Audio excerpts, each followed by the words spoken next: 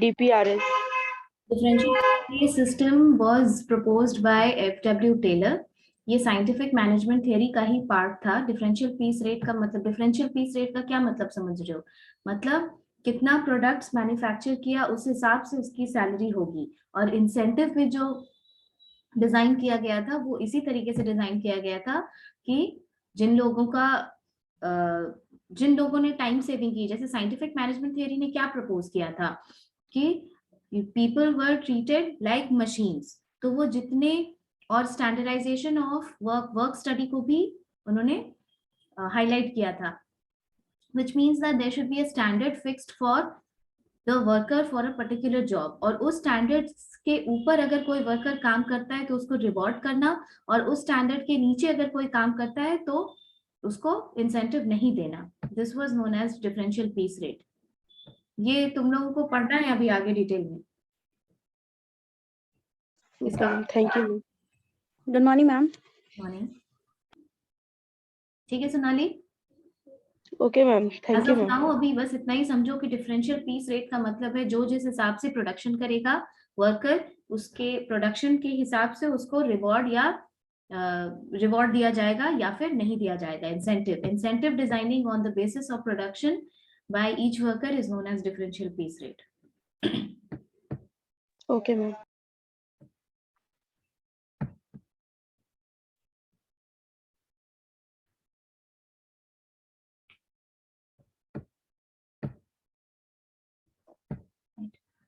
Today we will start behavioral theory, behavioral approach to management. Now, behavioral approach to management का इसके पहले आपने क्या पढ़ा?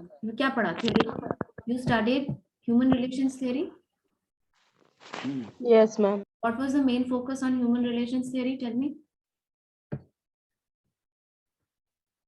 Informal groups. Informal groups, okay. Informal groups and satisfaction of people has a relationship with the productivity. जैसे हॉथरॉन experiment के time पे भी we saw some factors, जैसे कि हॉथरॉन एक्सपेरिमेंट के टाइम पे भी there was projection of informal groups and the productivity of same, the relationship between informal groups and productivity. Your satisfaction is proportional to productivity. More satisfied the workers are, more will be the productivity. Now, human relations approach में भी एक flaw था, apart from the other flaws that were there, कि there was no scientific validity of that experiment. If you carefully look at that theory, there is still one problem, one major flaw which was corrected when we talk about behavioral science approach. The flaw was that has considered organization as a social system completely. Is it correct? Yes, ma'am. Yes. Human relations approach has considered organization as a social system. But does this happen? Is organization completely insulated from the external environment? Is it completely insulated from external environment? No ma'am. No, there is no talk about technology. There's no talk about environment.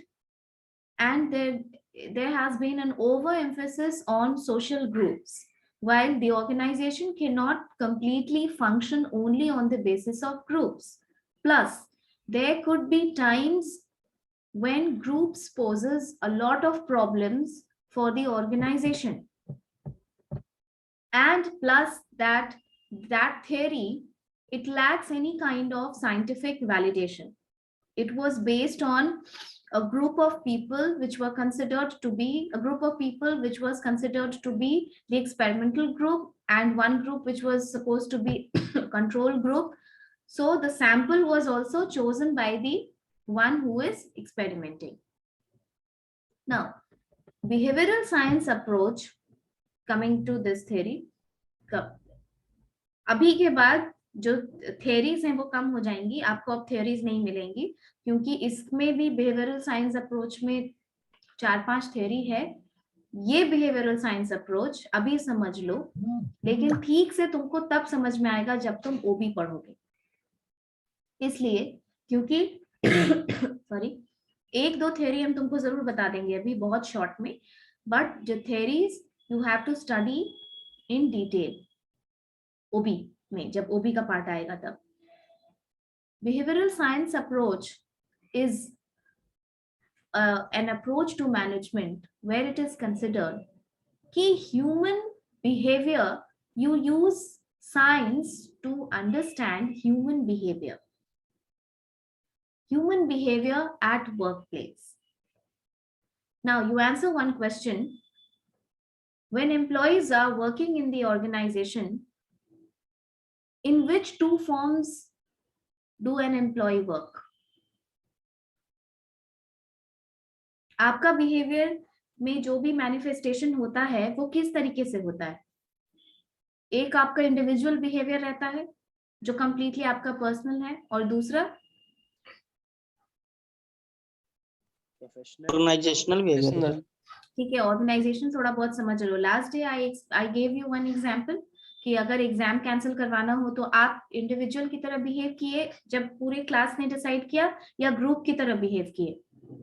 Group की तरह behave किए।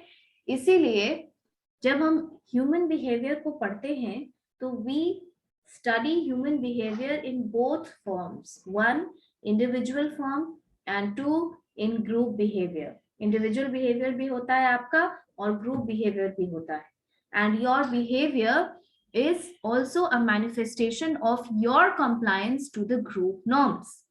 Understood? Yes ma'am. Behavioural theory, behavioural science approach कुछ चीजों पे focus करती है, जैसे the first thing is can this behavioral science approach has drawn its concepts, has made use of areas like psychology। देखो ये ओबी का पार्ट है, ठीक है? बिहेवियरल साइंस अप्रोच में जितनी थ्योरीज पढ़ेंगे आप लोग, ये सब ओबी का पार्ट है। And just like HRM, just like principles of management, OB draws heavily from other disciplines।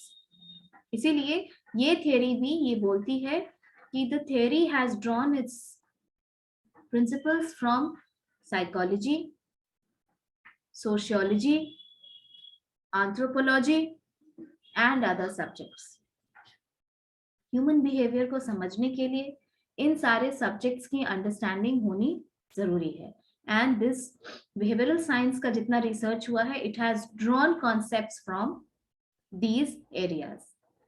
जब आगे आगे पढ़ोगे इसमें तो पता चलेगा, जैसे इस थ्योरी के जो मेजर कंट्रीब्यूटर्स हैं, इस थ्योरी के मेजर कंट्रीब्यूटर्स हैं अब्राहम मैस्लो, ठीक है, McGregor, Likert, okay, and there are other people also. This behavioral science approach has drawn heavily from the concepts of Abraham Maslow। Abraham Maslow की एक theory है जिसको कहते हैं हम नीड हायरार्की थ्योरी। ये लिख लो, ये इसमें तुम लोग पढ़ोगे भी तो समझ में नहीं आएगा। Need hierarchy theory by Abraham Maslow।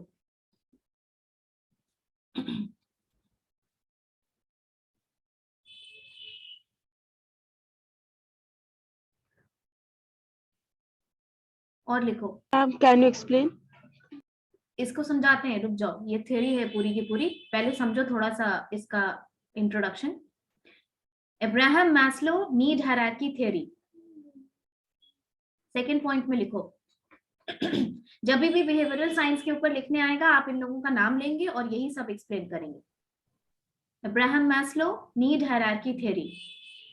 Maslow MASLOW। Thank you ma'am. Abraham Maslow need hierarchy theory। Next लिखो McGregor X and Y theory। McGregor MC Mac GREGOR, McGregor X and Y theory। इनका पूरा नाम Douglas McGregor. ये सब theory पढ़नी है तुम लोग को एकदम। X and Y theory ma'am, हाँ, X and Y. X and Y theory, yes, McGregor X and Y theory. Next लिखो, Herzberg two factor theory, HERZ, Herzberg, BERG, Herzberg two factor theory.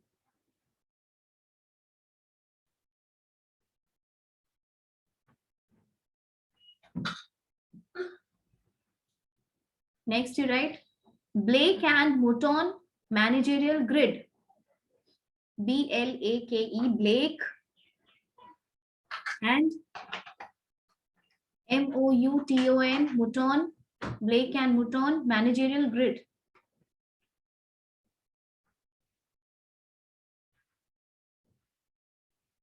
Managerial grid.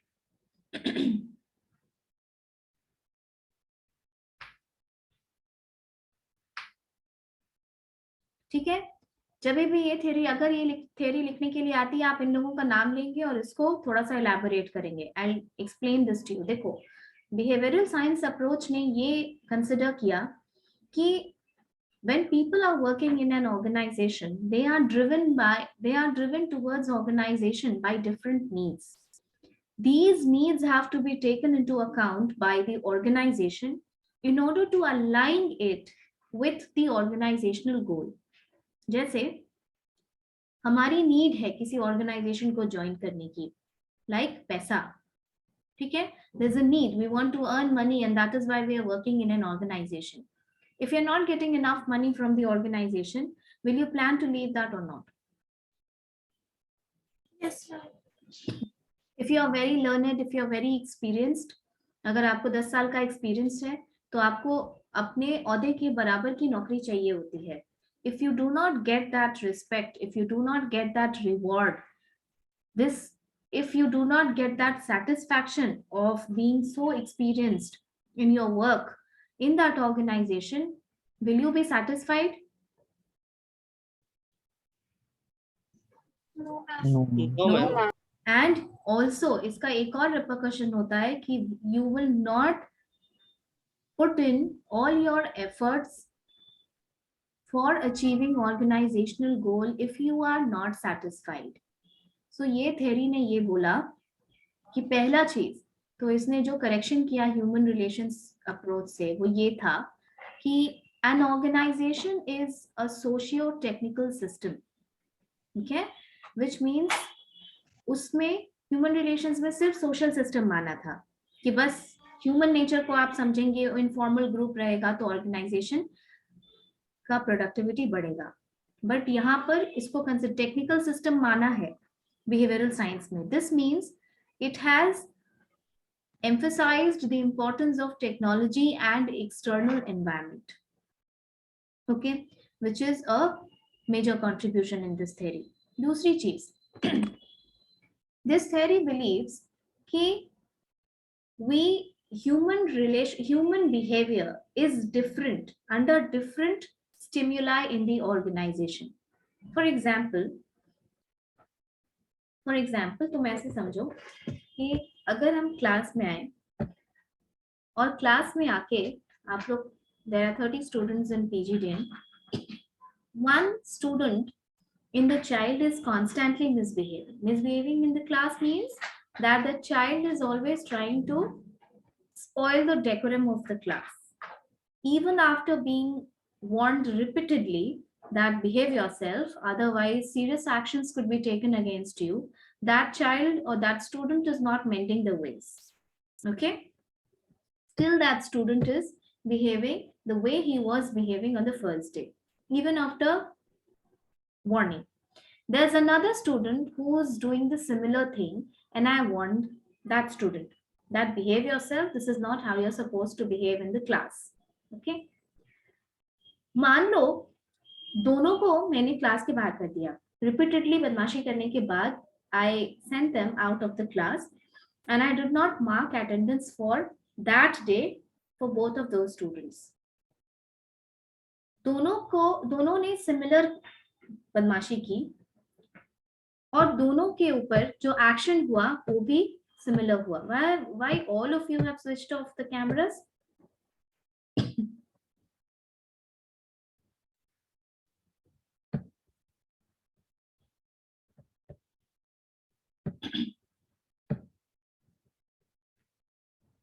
Okay, so ये suppose करो कि दो लोगों ने class में एक ही type की बदमाशी की, एक ही टाइप की वार्निंग दी गई और क्लास के बाहर निकाल दिया गया. And I did not mark attendance for both of them. Okay, एक बच्चा had heavy resentment out of it कि इतनी भी क्या बात हो गई थी, थोड़ी बहुत तो बात कर रहे थे मैम को, इतना फायर होने की क्या जरूरत थी, ये मैम का ही एटीट्यूड प्रॉब्लम है, इतनी तो ऐसी कोई बात नहीं हुई थी क्लास में जो मैम ने क्लास के बाहर कर दिया, इंसल्ट कर दी हमारी. Okay, and that student will from that time have grudge against me कि मैम ने पिन पॉइंट करके मुझे क्लास के बाहर कर दिया. It was directed intentionally on me. While जो दूसरा बच्चा है उसको ऐसा लगा कि हाँ ज्यादा तो कर दिया था, मैम बार बार मना कर रही थी फिर भी हम लोगों ने समझने की कोशिश नहीं की, तो फिर लास्ट में मैम ने ऐसा कर दिया. We should not have done this to teacher. Your own understanding. ये दोनों क्यों हुआ ऐसा कंडीशन? इसी चीज को बिहेवियरल साइंस अप्रोच में this was encashed in behavioural science approach. मतलब इसी का एक्सपेरिमेंट किया गया, इसी पे रिसर्च किया गया कि डिफरेंट कंडीशंस में या फिर एक ही चीज का असर ह्यूमन बिहेवियर पे अलग अलग तरीके से होता है और जो रिएक्शन आता है वो भी अलग अलग आता है. इसीलिए for running a successful organisation the manager must take into account or do proper study of human behavior. जब तक आप human behavior नहीं समझेंगे, human behavior के needs नहीं समझेंगे, तब तक आप उसको organization के goal से align नहीं कर सकते हैं. Because it is the human resource who is ultimately going to help you achieve the target. Okay? Since it is the human resource who is ultimately going to help you achieve the target, so the needs of human resources have to be taken into account. The behavior, the attitude, the perception, the values of each human resource must be studied carefully. It is because of this. इसीलिए this theory has contributed. See, this does not have complete evidence like physical science. Behavioral science is still less than physical science, लेकिन this theory had made a large contribution 1940 से लेके 1960s तक. आप इसकी theory पढ़ेंगे जो अलग अलग टाइम पे आई, लेकिन आज भी वो theories पढ़ाई जाती हैं and that theory is very very important even in organizational point of view. आज भी those theories hold true. The major contribution of behavioral science approach was done in the fields of motivation, leadership, communication. Okay, ये सारे fields थे जिसमें behavioral science ने contribute किया और बहुत major theories निकल के आई. Group dynamics, अभी इसके आगे तुमको OB में group dynamics पढ़ना है. Proper group कैसे बनता है, ग्रुप का क्या नॉर्म्स होता है, ठीक है, आप टीम कैसे बनाते हैं, ग्रुप बनाने की क्या क्या थ्योरी होती है. ओके मैम बेसिक इस ये एनालिसिस था mindset of employees, how will they behaviour of employees, not mindset, behaviour. ठीक है, behaviour of employees. This theory behavioural science. Ma'am तो बोलो. It is just like analysis of the mindset of the employees, ma'am. Mindset of employees अगर बोलोगे तो फिर तुमको add करना होगा कि psychological mindset of the employees, because that is what triggers your behaviour. Your psychology also triggers your behaviour ना, right? क्योंकि अभी जो एग्जांपल देके तुमको समझाए कि पहला बच्चा, उसको बहुत हेवी रिजेंटमेंट हो गया और बहुत हेवी ग्रज उसने पाल लिया मेरे अगेंस्ट में, तो उसका ये बिहेवियर किस चीज का मैनिफेस्टेशन है? उसके साइकोलॉजी का ही ना. Yes ma'am. और जो अगला बच्चा है जिसने ये एक्सेप्ट कर लिया कि हाँ बार बार वार्निंग देने के बाद भी हम लोगों ने ज्यादा कर दिया था, we should not have misbehaved like this in class, it spoils the reputation of entire class, ये उसकी साइकोलॉजी का मैनिफेस्टेशन है, Yes, ma'am. राइट? तो इसमें Right. बहुत सारी थियरीज निकल के आई और उन्होंने ये बोला कि अगर प्रोडक्टिविटी बढ़ानी है, थियरीज हम डिस्कस कर देते हैं, अभी थियरी लास्ट में डिस्कस करेंगे, पहले हम तुमको बस इंट्रोडक्शन दे रहे हैं। और ये यही उसने बोला लास्ट में कि अगर प्रोडक्टिविटी बढ़ानी है तो there is direct proportion of productivity and human behaviour. If you study human behaviour that will help you increase productivity. इसलिए क्योंकि ह्यूमंस का जो नीड होता है वो अलग अलग होता है and we go to organisation for different needs. Okay, आप अभी भी अगर देखेंगे तो कुछ लोगों का जो नीड है वो क्या है कि कॉम्प्लेजेंट, दे आर कॉम्प्लेजेंट, आत्मसंतुष्ट जैसे लोग होते हैं, ठीक है? अगर थोड़ा कम भी है but life is peaceful, they are fine, right? But then there are people who are very aggressive about the career. अगर उनको अच्छी अपॉर्चुनिटी मिलेगी तो वो अंडमान निकोबार भी चले जाएंगे। They are so aggressive about their career, right?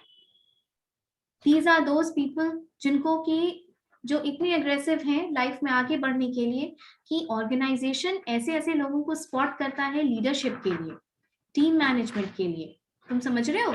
ये बिहेवियर जो आप दिखा रहे हैं ऑर्गेनाइजेशन में, इससे डिसाइड हो रहा है कि आपकी नीड क्या है, और ऑर्गेनाइजेशन जो समझदार ऑर्गेनाइजेशन होगी वो इस नीड को टैप करेगी ताकि वो ऑर्गेनाइजेशन गोल की फुलफिलमेंट में आपकी नीड को यूज कर सके। इसीलिए ह्यूमन बिहेवियर को समझना, रिसर्च करना इज इम्पोर्टेंट।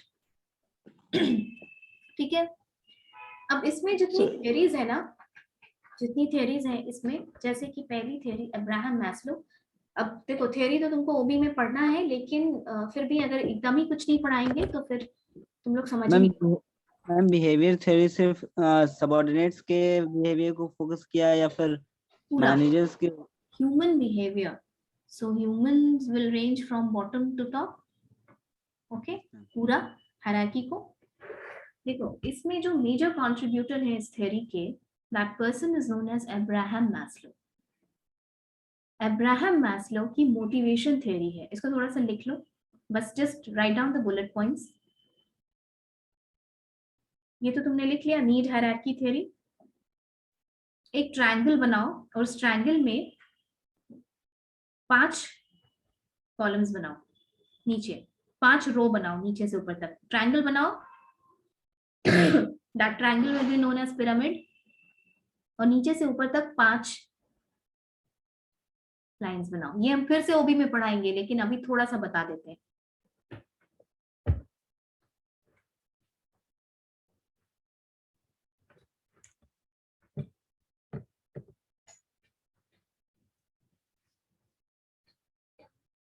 सबसे नीचे वाले में लिखो फिजियोलॉजिकल नीड। हाँ, आदित्य इज शोइंग, जैसा आदित्य ने बनाया है। Wait Aditya, can you see this everyone? Yes, ma'am. बस ऐसे ही बनाना है। ये जो सबसे नीचे है, सबसे नीचे उसमें लिखिए फिजियोलॉजिकल नीड।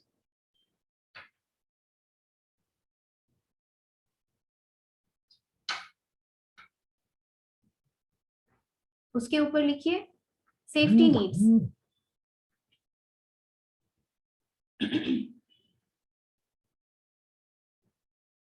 उसके ऊपर लिखो social needs.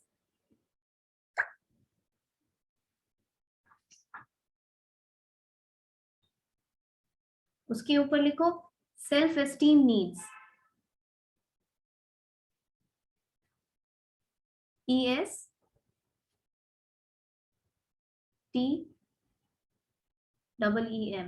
Self esteem needs.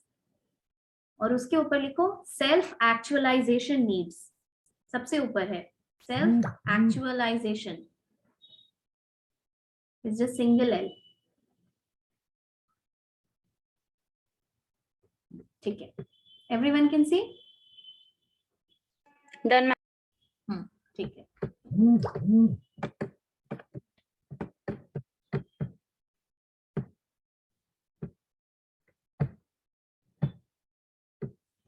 Okay. सबसे नीचे लिखा, अब ये जो नीचे का तीनों नीड है, फिजियोलॉजिकल नीड, सोशल नीड और सिक्योरिटी नीड, इसको एक ब्रैकेट में, मिडिल ब्रैकेट में करके लिखो लोअर ऑर्डर नीड्स. ये तीनों है लोअर ऑर्डर नीड्स. मैम क्या करना है, एक बार फिर से रिपीट कीजिएगा. Wait, I'll tell you. I'll just make Aditya's spotlight. ये जो नीचे लिखा है ना, यस मैम. नीचे लिखे हो फिजियोलॉजिकल नीड, सोशल नीड और उसके सिक्योरिटी नीड और उसके ऊपर सोशल नीड लिखे हो. ये तीनों को अपने हिसाब से लिख लो, ये तीनों को मार्क करके एक ब्रैकेट में डाल करके लिख लो लोअर ऑर्डर नीड्स. ये सिर्फ समझने के लिए है. अभी इस थ्योरी को बहुत डिटेल में हम पढ़ाएंगे जब वो भी पढ़ाएंगे. तो ये this theory is the most revolutionary theory in motivation.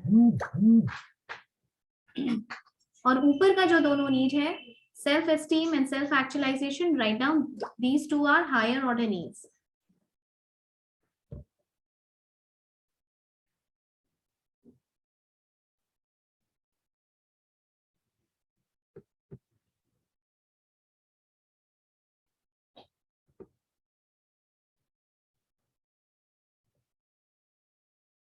Okay. और उस डायग्राम के नीचे लिखो, फिगर डाल के लिखो Abraham Maslow's need hierarchy theory. Abraham Maslow's need hierarchy theory.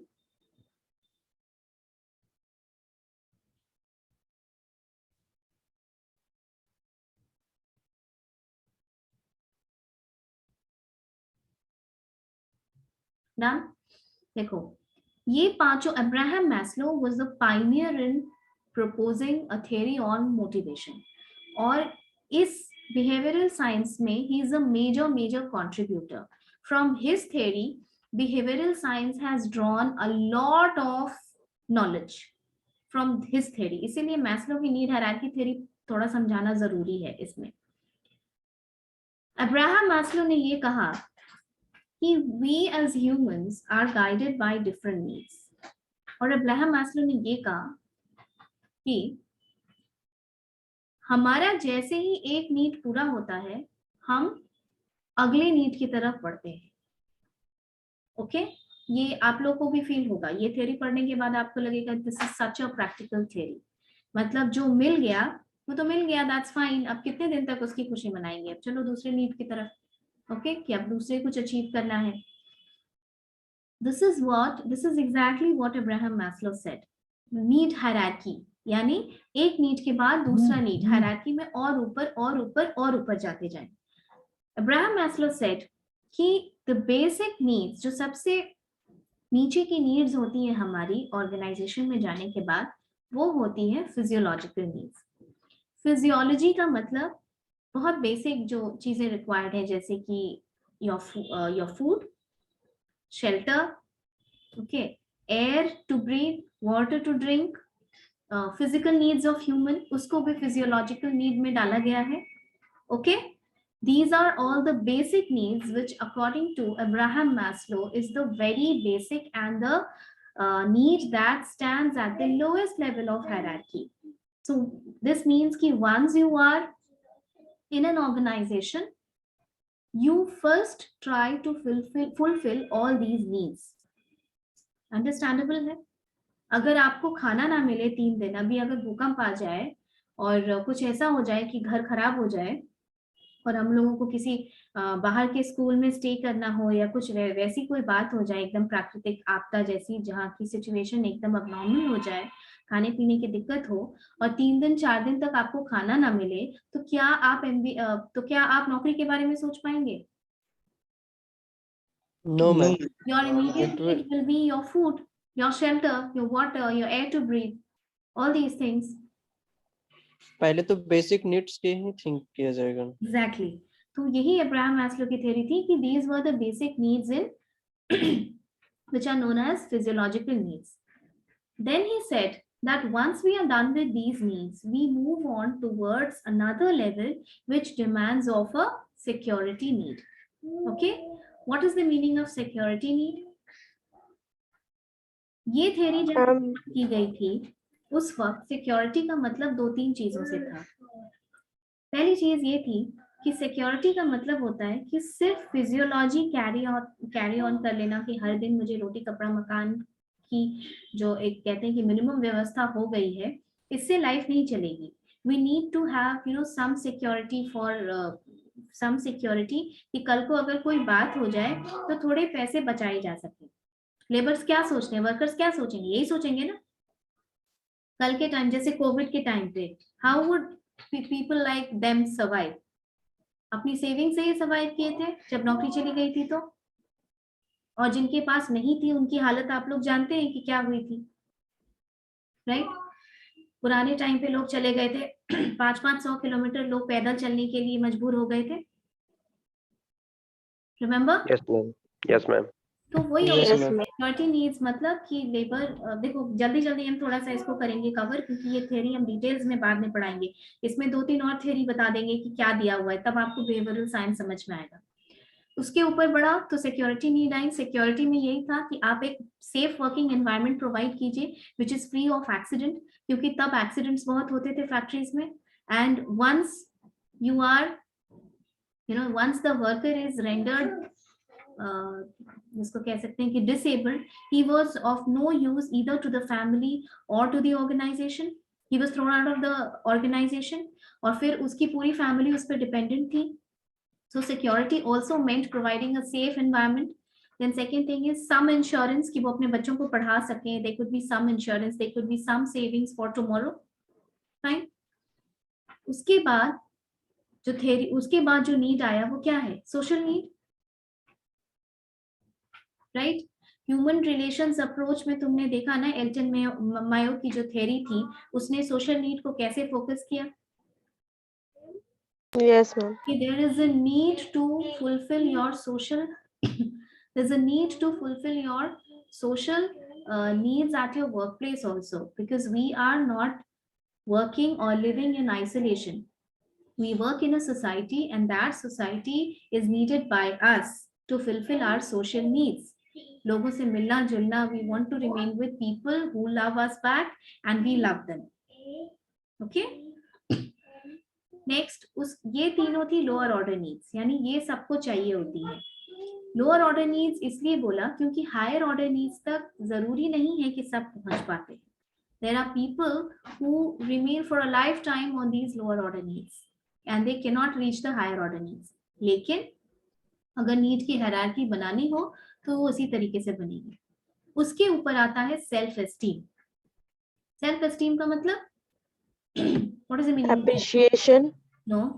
Appreciation का क्या मतलब हुआ? There is a self esteem में appreciation आएगा, लेकिन सेल्फ एस्टीम का मतलब क्या होता है ये बताओ. Ma'am, to gain the respect, हाँ ठीक है. And anything? appreciation according to by other. Accorded by other. ठीक है. सेल्फ एस्टीम का मतलब सेल्फ रिस्पेक्ट. ठीक है, सेल्फ रिस्पेक्ट. सेल्फ रिस्पेक्ट मिलना is important once you are done with these things. और ये जो सेल्फ एस्टीम का जो फेज आता है ये काफी टाइम जब आप वर्क कर लेते हैं तब आता है. जैसे जब how to explain this with a practical example. For example, जो इंसान 20 साल ऑर्गेनाइजेशन में काम कर लिया है, जिसकी सैलरी ऑलरेडी 35-40 लाख है, उसको तुम उसकी सैलरी 1 लाख रुपए भी अगर और बढ़ा दोगे और उसको रिस्पेक्ट प्रॉपर नहीं दोगे for all the years of experience that he has had, for all the experience, for all the years of knowledge and wisdom that he has gained in that organization, will he be satisfied? No, ma'am. ये ऐसे No, ma'am, समझो, it's थोड़ा not सा true. इसको ऐसे समझो. तुमने higher degree, तुम लोग हायर डिग्री ऑप्ट कर रहे हो, ठीक है? पीजी का भी एक बहुत अच्छा कोर्स है पीजीडीएम, वो कर रहे हो. अब तुमको पीजीडीएम का कोर्स तुम कर रहे हो, तुमको इतना मैनेजमेंट का नॉलेज हो जाएगा 2 साल के बाद. You will start understanding balance sheet, companies, how industries work around you and all those heavy things. और उसके बाद कोई तुमको पैसा अच्छा देगा जितना पीजीडीएम को मिलना चाहिए, लेकिन तुम्हारा वर्क प्रोफाइल वो होगा जो एक प्लेन ग्रेजुएट का होता है, जो कोई भी ग्रेजुएट आराम से कर दे, टाइपिंग का काम मिल जाए लेकिन पैसा बहुत मिले, will you opt for that job? No, ma'am. Satisfaction Status needs नहीं होगा. तुम्हारा स्टेटस मैच नहीं होगा, and this is so important. वही होता है सेल्फ एस्टीम यानी self respect. So once you have achieved the lower order needs, तुमने अपनी फिजियोलॉजिकल नीड पूरी कर ली, तुम्हारा सिक्योरिटी हो गया, तुमने घर खरीद लिया, तुमने गाड़ी खरीद ली, तुम्हारा अच्छा खासा ईएमआई चल रहा है, तुमने बाकी लग्जरीज आइटम भी खरीद लिए जो तुमको लगता है कि एक पैसा आने से लाइफ में आना चाहिए.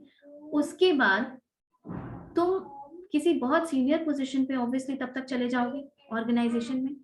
तब डू यू थिंक कि तुमको अगर रिस्पेक्ट एज अ रिस्पेक्ट नहीं मिला, यानी रिकग्निशन नहीं मिलेगा, एक कैबिन नहीं मिलेगा काम करने के लिए, you will not be having authority, responsibility, क्या तुम काम करोगे? No, you will not be satisfied. नीचे की सारी नीड्स फुलफिल हो जाने के बाद ऊपर की नीड इसी तरीके से बढ़ती है, self esteem, and then we move to self actualisation. Self actualisation यानी realising your full worth. Actualise करना यानी रियलाइज करना means you have reached to that level where you are supremely different than other people. हर कोई self actualisation level पे नहीं पहुंच पाता, ये भी ध्यान रखिएगा, ठीक है? Not everyone can reach self actualisation. जैसे सेल्फ एक्चुअलाइजेशन के कुछ लीडर्स का नाम अगर बोले तो we can say Mahatma Gandhi, we can say Nelson Mandela, we can say Elon Musk. These leaders are there in self actualisation, ठीक है? लमसम ये थ्योरी समझ में आई कि नहीं? Yes, ma'am. This is Abraham Maslow's need hierarchy theory. अब ये need hierarchy theory पढ़ने के लिए कितना बिहेवियर समझना पड़ा ह्यूमन का, उसकी नीड समझनी पड़ी. Yes, ma'am. 5 समझना पड़ा, basic ways. एग्जैक्टली. ये समझना पड़ा कि लोअर ऑर्डर नीड्स है इसमें से कुछ, हायर ऑर्डर नीड्स है इसमें से कुछ. देखो, इसी टाइप के बिहेवियर को ऑर्गेनाइजेशन टैप करती है समझने में कि किसको किस काम पे लगाया जा सकता है, कौन किस चीज से मोटिवेटेड है. द ऑर्गेनाइजेशन इटसेल्फ अंडरस्टैंड्स कि कोई बहुत कंप्लेजेंट टाइप का आदमी है, बहुत आत्मसंतुष्ट जैसा, उसको बहुत हाई जाने का ड्राइव नहीं है लाइफ में. Okay, then there are people, hold on.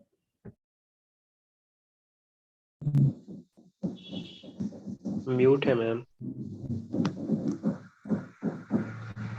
There are people who are driven by high ambitions. उनकी नीड होती है बहुत हाई एम्बिशंस के लिए, ठीक है? तो they can work very aggressively towards their career. होते हैं ना ऐसे लोग, they can work for 12 hours and still never get tired, क्योंकि वो ड्रिवन होते हैं उस तरीके के मोटिवेशन से. Ma'am, that dedicated person can do like this. No, Dedicated person can do like this only. not just dedicated, motivated. जैसे हम आपको एक स्टूडेंट वाला एग्जांपल देके इसको समझाते हैं. जो लोग कमिश्नर वगैरह की तैयारी करते हैं, ओके, यूपीएससी वगैरह की तैयारी करते हैं जो लोग, यूपीएससी के सिलेबस के बारे में एक बात कही जाती है कि everything under the sun is your syllabus. Everything under the sun is your syllabus. यानी despite the fact that they have a clear cut syllabus laid down, still the fact कि syllabus में कुछ भी होगा, जैसे करंट अफेयर्स. अब current affairs का तो कोई राम रहीम है नहीं, कुछ भी पूछा जा सकता है और किसी भी चीज की एनालिसिस की जा सकती है. ऐसे का मतलब है कि तुम्हारी राइटिंग स्किल्स, तुम्हारी सोचने की skills, all these things should be very good, तभी तुम ऐसे का पेपर दे सकोगे, राइट? तो और जो यूपीएससी वगैरह का प्रिपरेशन करते हैं ना, उनको ये नहीं होता है कि अरे हम पढ़ रहे हैं, अरे हम पढ़ रहे हैं. दे आर सो मोटिवेटेड, उनको सिर्फ अपना गोल दिखता है और बाकी कुछ समझ में नहीं आता है कि बाकी क्या चल रहा है दुनिया में, क्या करना है, हम थक रहे हैं कि नहीं थक रहे. They just focus on their goal. So they'll read something at night and they'll wake up in the morning with the stress that you have to complete what?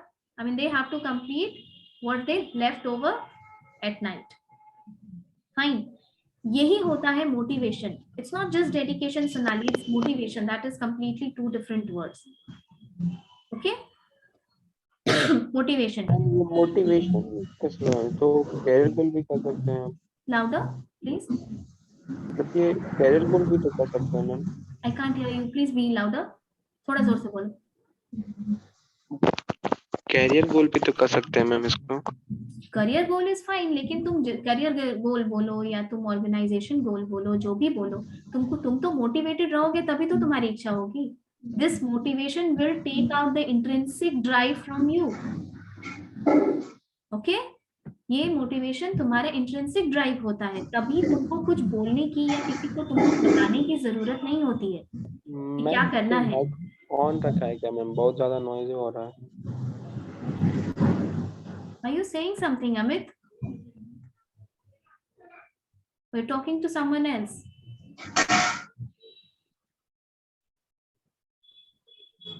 Wait.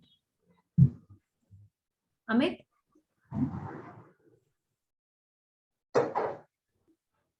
He's talking to someone else. I'll not mark his attendance for this class.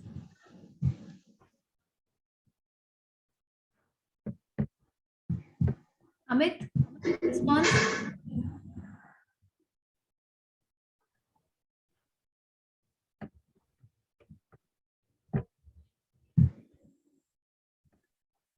Okay, he was not in the class. He just logged in and he was talking to someone else. Who asked the question? He asked the question, no? Okay. So motivation is the intrinsic drive from within you, जो आपको enthusiasm provide करता है आगे के काम को take up करने के लिए, अपनी गोल को अचीव करने के लिए. लाइक मोटिवेशन वो चीज होती है जो आपको कंसिस्टेंट भी रखता है. फॉर एग्जाम्पल वी कैन से कि इतना मोटिवेशन गांधी जी में कि 50 साल 60 साल तक कोई के बाद का ये सपना देखे, he was the leader of this kind, कि देश को आजादी दिलाई जाएगी. फाइन, सो दैट विल, अगर आपको कंसिस्टेंटली कुछ करना है तो for that you need to remain motivated. अभी से अगर तुमको एग्जाम की तैयारी करनी है, कोई कंपटीशन फेस करना है, you need to be motivated internally for that, कि अभी से कंसिस्टेंटली पढ़ाई करेंगे तो उस टाइम तक मेरी तैयारी फुल हो जाएगी. Okay, don't worry, this theory has to be explained in full details जब आप ओबी पढ़ेंगे. अभी बिहेवियरल साइंस की जरूरत थी, इसलिए हम आपको ये बता दिए. देयर इज अनदर थ्योरी जो है मैकग्रेगर की एक्स वाई थ्योरी. एक्स और वाई थ्योरी में क्या है? एक्स थ्योरी में मैकग्रेगर ने ये कहा, एक हाइपोथेसिस दी कि वर्कर्स काम नहीं करना चाहते हैं. ठीक है, वर्कर्स काम नहीं करना चाहते हैं, वो हमेशा पैसे के चक्कर में होते हैं. They do not want to work, they always want supervision for them to work and everything was against workers. लेकिन जब वाई थ्योरी उन्होंने प्रपोज की तो ये कहा कि no, the management should be milder to these workers. Management को ऐसे करना चाहिए कि they should take out the best from the workers. Not that the workers are not willing to work, but the management should also make an effort towards drawing the best out of workers, so that आप उसको organizational needs में use कर सकें. Understood? ठीक है. Black and वुडजोन की जो managerial grid है, ब्लेक एंड, देखो अभी थोड़ा सा समझने में दिक्कत होगी, डोंट वरी फॉर दैट, क्योंकि जो एक्चुअल में समझना है वो बाद में दिया हुआ है. वो भी मैम एक्स3 को फिर से एक बार बोलिएगा, क्या था वो एक्स3? X theory was against workers. ये बोला गया कि the workers they are not willing to work, उनको हमेशा सुपरविजन चाहिए होता है काम करने के लिए, वो काम चोरी करना चाहते हैं. Everything was against workers. Employ को क्रिटिसाइज किया गया है. एम्प्लॉयज को क्रिटिसाइज किया गया कि एम्प्लॉयज ही काम नहीं करना चाहते. और ये सब क्या होता था, ये जो साइकोलॉजिस्ट लोग थे इनको कॉल किया जाता था वैसे ऑर्गेनाइजेशंस में जहां बहुत प्रॉब्लम्स आ रही हैं, बहुत स्ट्राइक हो रहा है या प्रोडक्टिविटी नहीं बढ़ रही है, वहां का केसेस सॉल्व करने के लिए कि आखिर रिसर्च करो कि क्या प्रॉब्लम है, वो सॉल्व करने के लिए इनको वहां बुलाया जाता था, वो कुछ सालों का रिसर्च करते थे और तब जाके अपना रिपोर्ट मैनेजमेंट को सबमिट करते थे कि ऐसा ऐसा प्रॉब्लम है आपके ऑर्गेनाइजेशन में। समझ आया? Yes, ma'am. अभी जाने के बाद यू स्टडी दैट मॉड्यूल, आप अपने मॉड्यूल में बिहेवियरल साइंस अप्रोच पढ़िए एक बार फिर से, तब समझ में आएगा अच्छे से। And make out points. The major differences are कि सोशियो टेक्निकल कंसिडर किया गया इसमें ऑर्गेनाइजेशन को, तो एक पॉइंट क्या ऐड हुआ कि they have considered the external environment. Okay, technology, इन चीजों को भी ध्यान दिया गया। Then the other thing is this theory proposed कि ह्यूमन बिहेवियर अलग अलग होता है, ह्यूमन नीड्स अलग अलग होती है, और इस नीड्स को ही टैप करना होगा ऑर्गेनाइजेशन को in order to align it with the organisational goal. Fine? Yes, ma'am. और इस थ्योरी ने बहुत मेजर कंट्रीब्यूशन किया है in the field of motivation, leadership, communication. Group dynamic. Okay,